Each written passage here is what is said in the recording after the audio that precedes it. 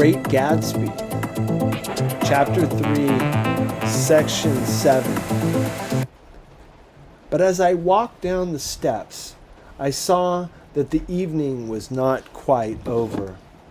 50 feet from the door, a dozen headlights illuminated a bizarre and tumultuous scene. In the ditch, beside the road, right side up but violently shorn of one wheel, rested a new coupe, which had left Gatsby's drive not 2 minutes before. The sharp jut of a wall accounted for the detachment of the wheel, which was now getting considerable attention from half a dozen curious chauffeurs. However, as they had left their cars blocking the road, a harsh, discordant din from those in the rear had been audible for some time and added to the already violent confusion of the scene. A man in a long duster had dismounted from the wreck and now stood in the middle of the road, looking from car to the tire and from the tire to the observers in a pleasant, puzzled way. "See?" he explained. It went into the ditch." The fact was infinitely astonishing to him, and I recognized first the unusual quality of wonder, and then the man. It was the late patron of Gatsby's library. "How did it happen?" He shrugged his shoulders. "I know nothing whatever about mechanics," he said decisively. "But how did it happen? Did you run into the wall?" "Don't ask me," said Owl Eyes, washing his hands of the whole matter. "I know very little about driving, next to nothing. It happened, and that's all I know."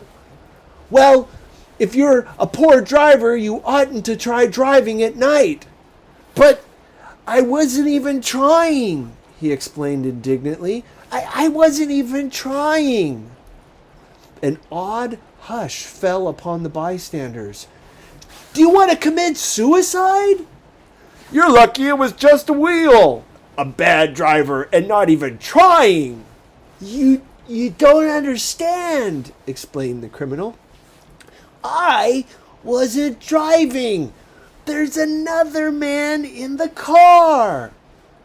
The shock that followed this declaration found voice in a sustained "ah" as the door of the coupe swung slowly open. The crowd, it was now a crowd, stepped back involuntarily when the door had opened wide, and there was a ghostly pause. Then, very gradually, part by part, a pale, dangling individual stepped out of the wreck, pawing tentatively at the ground with a large, uncertain dancing shoe. Blinded by the glare of the headlights and confused by the incessant groaning of the horns, the apparition stood swaying for a moment before he perceived the man in the duster. "What's the matter?" he inquired calmly. Did we run out of gas?" "Look!" Half a dozen fingers pointed at the amputated wheel. He stared at it for a moment, then he looked upwards as though he suspected that it had dropped from the sky. "It came off," someone explained. He nodded. "At first, I didn't notice we had stopped." A pause.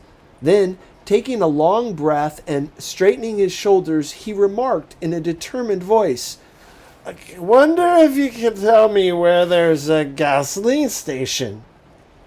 At least a dozen men, some of them a little better off than he was, explained to him that the wheel and the car were no longer joined by any physical bond.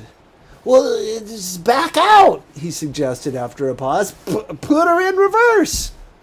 "But the wheel's off." He hesitated. "Well, there's no harm in trying," he said. The caterwauling horns had reached a crescendo, and I turned away and cut across the lawn toward home. I glanced back once. A wafer of a moon was shining over Gadsby's house, making the night fine as before and surviving the laughter and the sound of his still glowing garden. A sudden emptiness seemed to flow now from the windows and the great doors, endowing with complete isolation the figure of the host, who stood on the porch, his hand up in a formal gesture of farewell.